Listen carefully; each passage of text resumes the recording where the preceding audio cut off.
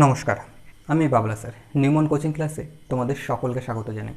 দেখো, ম্যাথসে number system অর্থাৎ সংখ্যা তত্ত্ব বলে একটা চ্যাপ্টার আছে, যেই চ্যাপ্টারে প্রচুর জিনিস আছে আর যেই জিনিসগুলো খুবই ইম্পর্টেন্ট।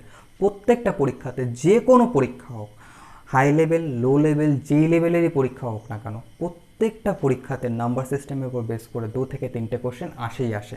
তো নাম্বার সিস্টেমে কী কী জিনিস আছে আমি হালকা করে একটু তোমাদেরকে হিন্টস দিয়ে দিই। যেমন number of zeros, unit digit অর্থাৎ একক স্থানীয় মান, দেন তোমার রিমাইন্ডার, অবশিষ্ট কত পড়ে থাকবে কোনো সংখ্যাতে ভাগ করলে, দেন ডিভিজিবিলিটি।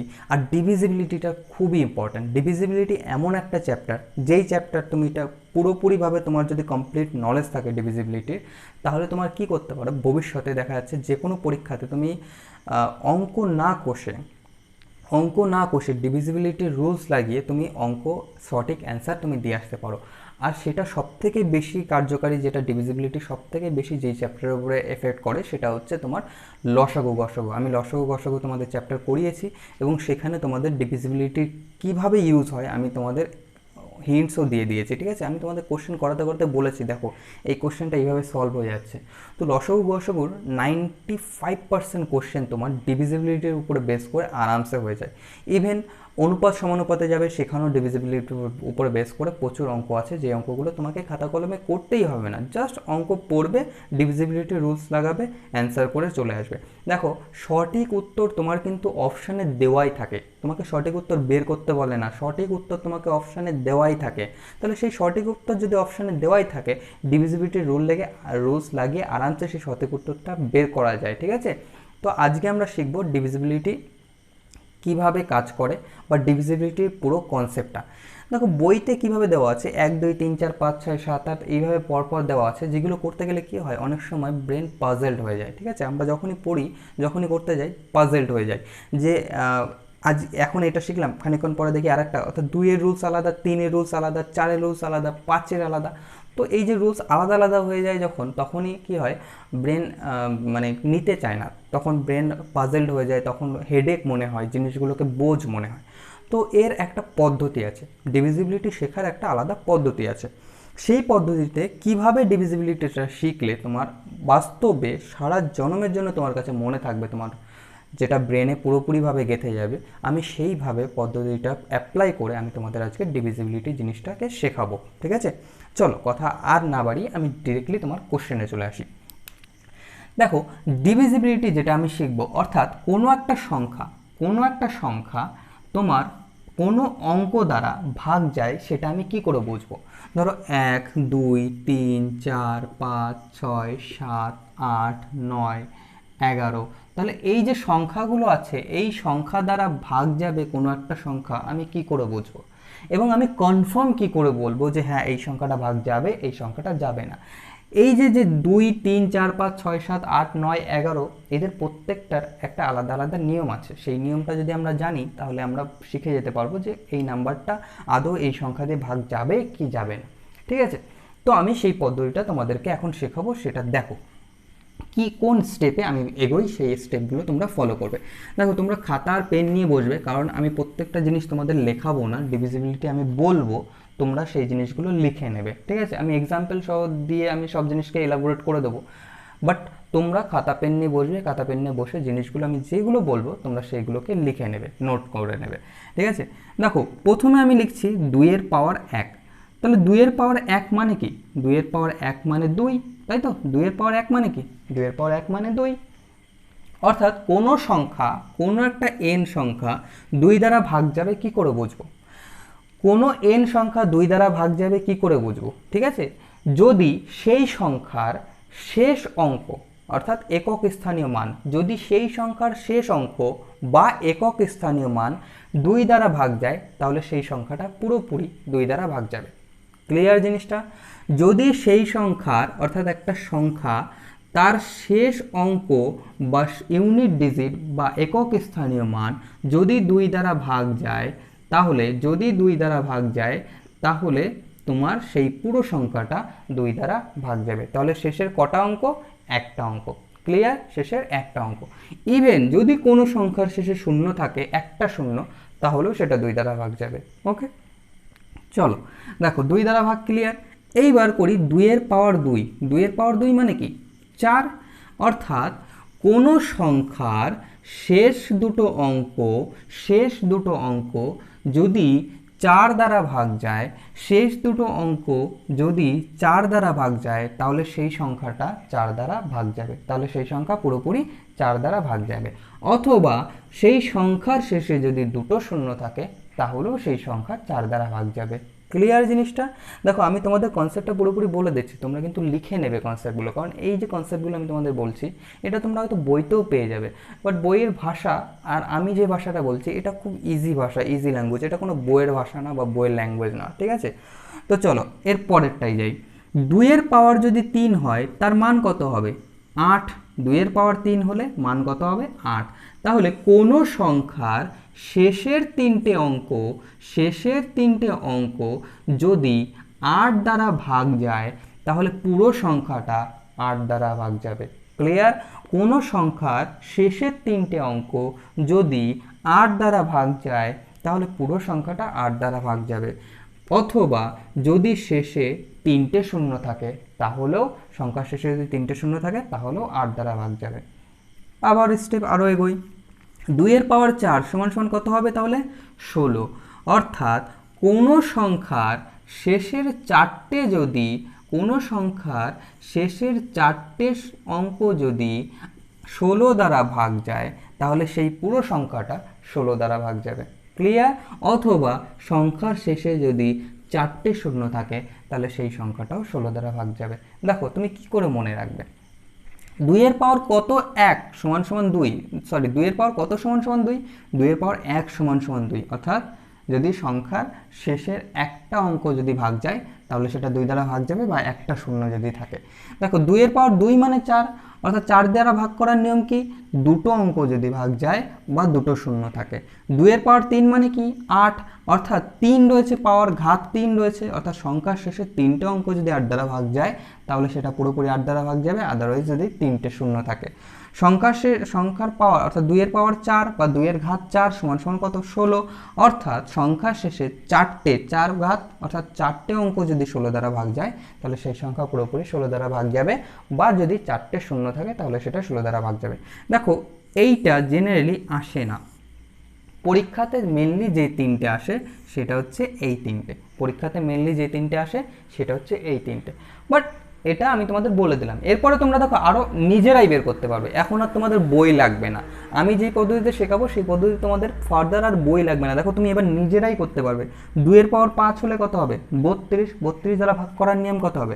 সংখ্যার শেষে 5টা অঙ্ক যদি 32 দ্বারা ভাগ যায়, তাহলে সেই সংখ্যাটা পুরোপুরি 32 দ্বারা ভাগ যাবে, অথবা 5টা শূন্য যদি থাকে। দেখো নিজেই এখন তৈরি করে নিতে পারবে, ঠিক আছে? আর কোনো বইয়ের হেল্প লাগবে না, আর কোনো নেট লাগবে না যে আলাদা করে তোমাকে সার্চ করতে হবে, কিচ্ছু লাগবে না। শুধু পাওয়ার বসাবা, যত ঘাত হবে বা যত পাওয়ার হবে সেই হিসাবে তুমি অঙ্ক শেষের থেকে সিলেক্ট করে নেবে। 4 পাওয়ার হলে শেষের 4টে অঙ্ক, 3 পাওয়ার হলে শেষের 3টে অঙ্ক। ওকে, ক্লিয়ার? চলো একটা এক্সাম্পল দিই। হ্যাঁ, এইগুলো মুছে দিলাম। একটা এক্সাম্পল দিই। 63280 এই একটা এক্সাম্পল, ঠিক আছে? এই সংখ্যাটা 8 দ্বারা ভাগ যাচ্ছে কি 4 দ্বারা ভাগ যাচ্ছে কি 2 দ্বারা ভাগ যাচ্ছে, এটা আমরা নির্ধারণ করব, এটা আমরা বের করব। তার আগে এই এক্সাম্পলটা বলার আগে আমি তোমাদের আরেকটা জিনিস তোমাদের ক্লিয়ার করে দিই। সেটা হচ্ছে, ধরো n একটা সংখ্যা, সেই সংখ্যা 2 দ্বারা ভাগ যায়। n একটা সংখ্যা, সেই সংখ্যাটা 2 দ্বারা ভাগ যায়। তার মানে এই নয় সেটা 4 দ্বারা ভাগ যাবে, তার মানে এই নয় সেটা 8 দ্বারা ভাগ যাবে। ক্লিয়ার? তারপরে n একটা সংখ্যা, যেই সংখ্যা 4 দ্বারা ভাগ যায়। n একটা সংখ্যা, যেই সংখ্যা 4 দ্বারা ভাগ যায়, তার মানে এই নয় সেই সংখ্যাটা 8 দ্বারা ভাগ যাবে, বাট 2 দ্বারা ভাগ যাবেই যাবে। ধরো n একটা সংখ্যা, যেই সংখ্যা 8 দ্বারা ভাগ যায়, তাহলে সেই সংখ্যা 4 দ্বারাও পুরোপুরি ভাগ যাবে, 2 দ্বারাও পুরোপুরি ভাগ যাবে। ক্লিয়ার? তাহলে ছোট দ্বারা অর্থাৎ ছোট অঙ্ক দ্বারা বা ছোট সংখ্যা দ্বারা কোনো যদি সংখ্যা ভাগ যায়, তার মানে এই নয় সেটা তার গুণিতক যারা আছে তাদের দ্বারাও ভাগ যাবে। বাট বড় কোনো সংখ্যা দ্বারা যদি কোনো সংখ্যা ভাগ যায়, বড় কোনো নাম্বার দ্বারা যদি কোনো সংখ্যা ভাগ যায়, তার মানে হচ্ছে তার যত গুণনীয়ক আছে সব গুণনীয়ক দ্বারা এই সংখ্যা ভাগ যাবে। ক্লিয়ার? চলো এক্সাম্পলটা করি। তাহলে এই সংখ্যাটা 8 দ্বারা ভাগ যাবে কিনা কি করে বুঝবো? শেষের 3টে সংখ্যা যদি 8 দ্বারা ভাগ যায় তাহলে সংখ্যাটা পুরোপুরি 8 দ্বারা ভাগ যাবে। তাহলে দেখো 3 8 24, 5 8 40, 8 দ্বারা ভাগ যাচ্ছে? হ্যাঁ যাচ্ছে। 4 দ্বারা ভাগ যাবে কিনা কি করে বুঝবো? 4 7 28, ভাগ যাচ্ছে? হ্যাঁ যাচ্ছে। 2 দ্বারা ভাগ যাচ্ছে কিনা কি করে বুঝবো? সংখ্যার শেষে একটা শূন্য, সংখ্যার শেষে একটা শূন্য আছে, তার মানে 2 দ্বারা ভাগ যাচ্ছে। ক্লিয়ার? এক্সাম্পল ক্লিয়ার হলো? চলো এরপরে 2 হয়ে গেল, 4 হয়ে গেল, 8 হয়ে গেল। এইবার আমরা 3-এ যাব। অর্থাৎ 3 দ্বারা বিভাজ্যতার নিয়ম, কোনো সংখ্যাকে 3 দ্বারা কি করে বিভাজ্য করা যায়। দেখো সেম পদ্ধতি অ্যাপ্লাই করো। অর্থাৎ 3-এর পাওয়ার 1 সমান সমান কত? 3। তাহলে 3-এর পাওয়ার 1 সমান সমান কত? 3। অর্থাৎ কোনো সংখ্যা 3 দ্বারা ভাগ যাবে কি করে বুঝবো? লিখে নাও। যদি সংখ্যার সংখ্যাদ্বয়ের যোগফল, যদি কোনো সংখ্যার সংখ্যাদ্বয়ের যোগফল যদি 3 দ্বারা ভাগ যায় তাহলে সেই সংখ্যাটা 3 দ্বারা ভাগ যাবে। কীরকম জিনিসটা? ধরো 1 2 3 4 5 6, এই ধরো একটা সংখ্যা দিলাম, ঠিক আছে? এটা সংখ্যাদ্বয় মানে কি? এই যে এইগুলো হচ্ছে সংখ্যাদ্বয় এক একটা। তাহলে সংখ্যাদ্বয়ের যোগফল, কোনো সংখ্যার সংখ্যাদ্বয়ের যোগফল অর্থাৎ 6 যোগ 5 যোগ 4 যোগ 3 যোগ 2 যোগ 1, এটা সমান সমান যে সংখ্যা হবে সেই সংখ্যা যদি 3 দ্বারা ভাগ যায় তাহলে এই পুরো সংখ্যাটা 3 দ্বারা ভাগ যাবে। ক্লিয়ার জিনিসটা? তাহলে কি বললাম? কোনো সংখ্যার সংখ্যাদ্বয়ের যোগফল যদি 3 দ্বারা ভাগ যায় তাহলে সেই পুরো সংখ্যাটা 3 দ্বারা ভাগ যাবে। অর্থাৎ কি দ্বারা ভাগ যায়? 3 দ্বারা ভাগ যায়। ওকে, তাহলে দেখো 3 আমার ক্লিয়ার হয়ে গেল। এবার 3-এর পাওয়ার 2, 3-এর পাওয়ার 2 সমান সমান কত? 3-এর পাওয়ার 2 সমান সমান হলো 9। 3-এর পাওয়ার 2 সমান সমান 9। সেম পদ্ধতি কি? কোনো সংখ্যার সংখ্যাদ্বয়ের যোগফল যদি 9 দ্বারা ভাগ যায় তাহলে সেই পুরো সংখ্যাটা 9 দ্বারা ভাগ যাবে। ক্লিয়ার? কোনো সংখ্যার সংখ্যাদ্বয়ের যোগফল যদি 9 দ্বারা ভাগ যায় তাহলে পুরো সংখ্যাটা 9 দ্বারা ভাগ যাবে। এইবার চলো 3-এর পাওয়ার 3, 3-এর পাওয়ার 3 সমান সমান কি? 27।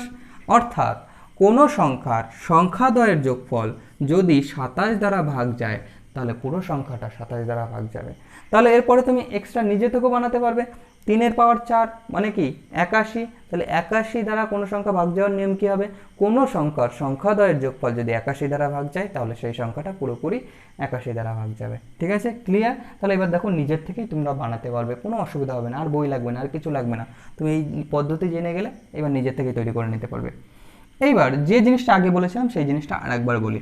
অর্থাৎ কোনো একটা n সংখ্যা দেখা গেল সে 3 দ্বারা ভাগ যায়, তার মানে এই নয় সে 9 দ্বারা ভাগ যাবে, তার মানে এই নয় সে 27 দ্বারা ভাগ যাবে। ক্লিয়ার? যেতে পারে, এমন না যে যাবে না, যেতে পারে বাট কনফার্ম না। ওকে, ক্লিয়ার?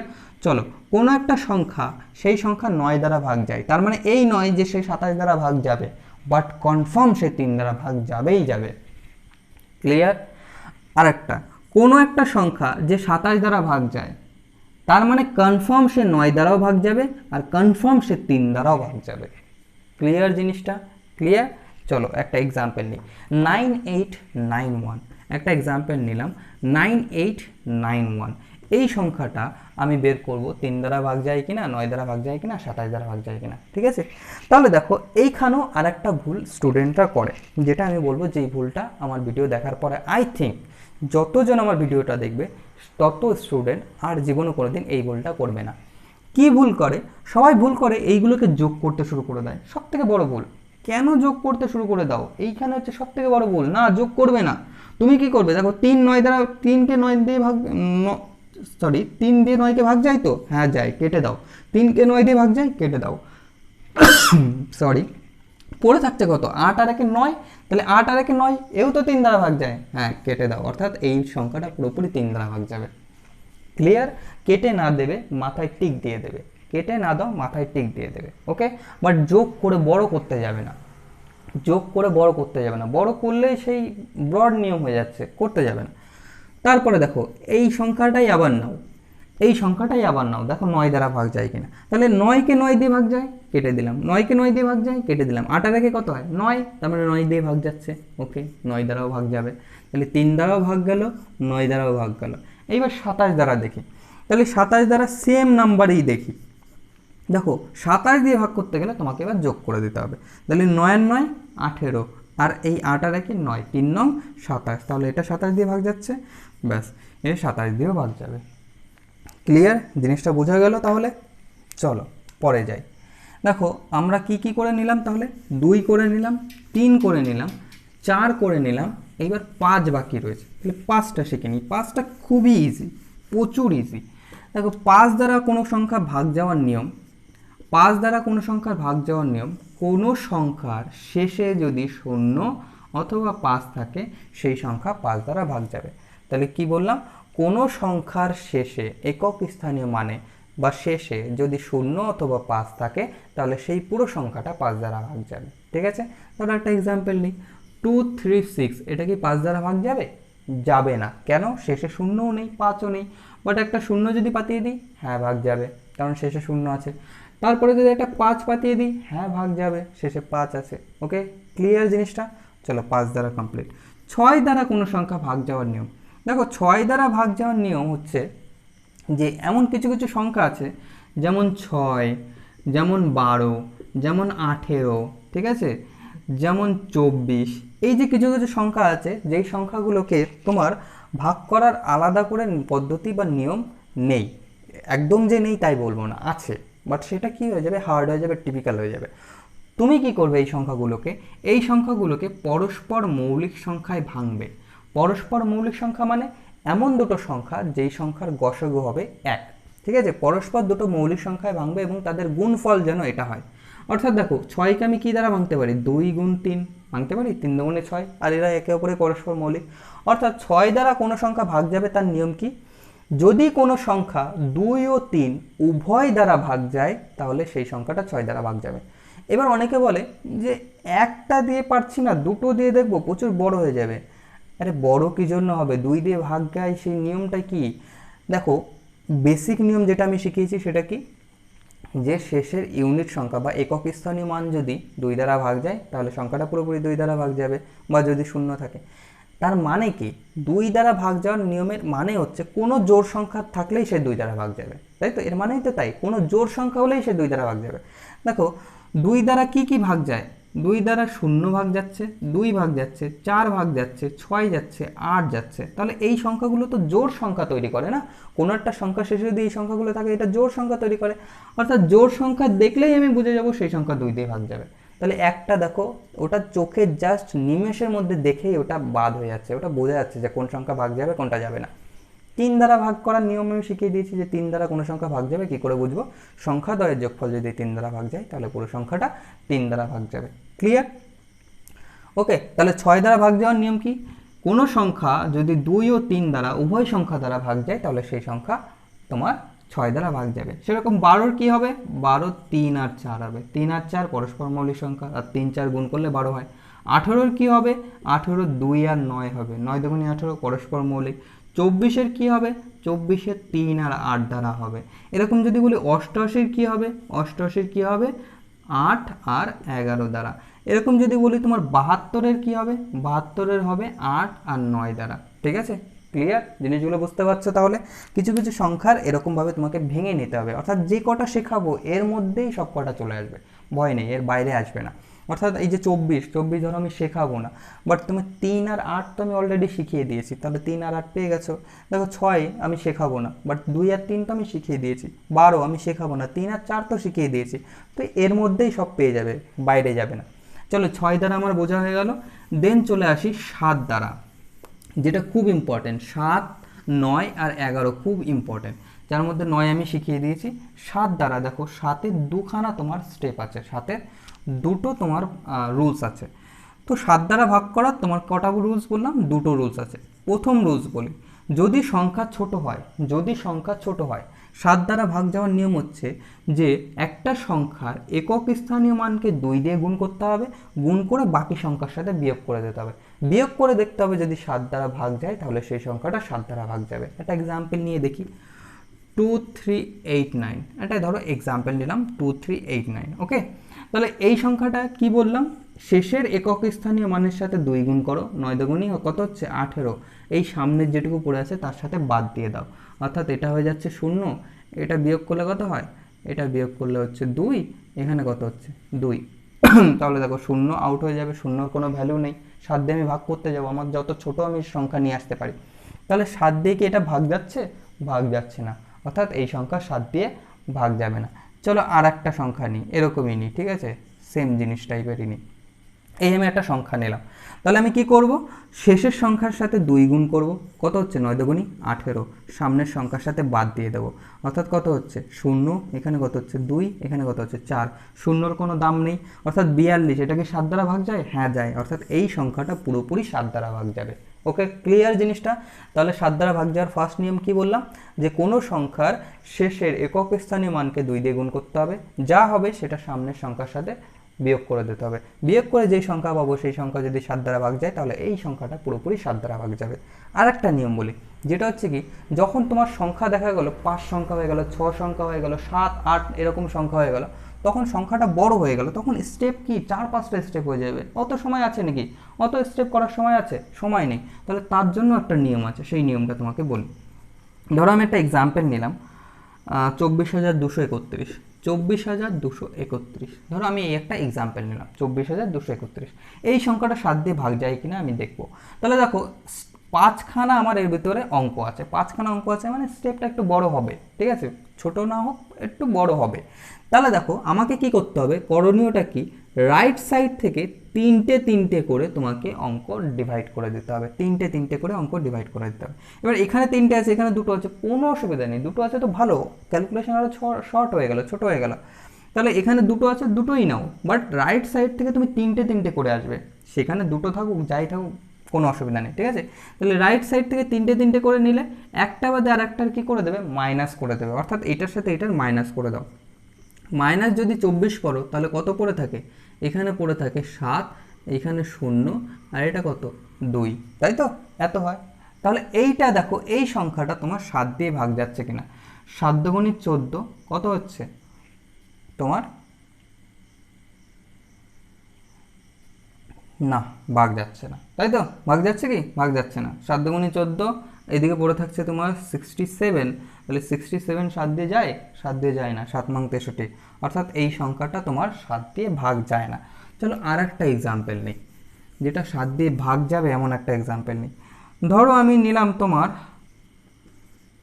24,213, ধরো আমি সংখ্যা নিলাম কত, 24,213। তাহলে আমার কি করণীয়, আমার করণীয় হচ্ছে এই দিক থেকে আমি 3টে করে ভাগ করে নেব। তাহলে 3টে ঘরে ভাগ করে নিলে এইদিকে কত পড়ে রয়েছে 24, ব্যাস 24-এর সাথে বিয়োগ করে দাও। বিয়োগ করে দিলে কত হয় 9, আর এটা কত হয় 2 আর 1 3, তাই তো, এটা কত হচ্ছে 2 আর 1 3, 3 আছে কত হলে 11, 8 আর 3 11, হাতে 1, এত হচ্ছে। এইবার এই সংখ্যাটা কি 7 দিয়ে ভাগ যায়, 7 দুগুণী 14, 15, 16, 17, 18, 4, 49, 7 7 49, হ্যাঁ ভাগ যাচ্ছে, অর্থাৎ এই পুরো সংখ্যাটা তোমার 7 দিয়ে ভাগ যাবে। ক্লিয়ার? এইবার অনেকে বলে যে এখানে তো জাস্ট 2-4টে তোমার অঙ্ক নিলাম, যদি বড় হয় তাহলে কি করে করব।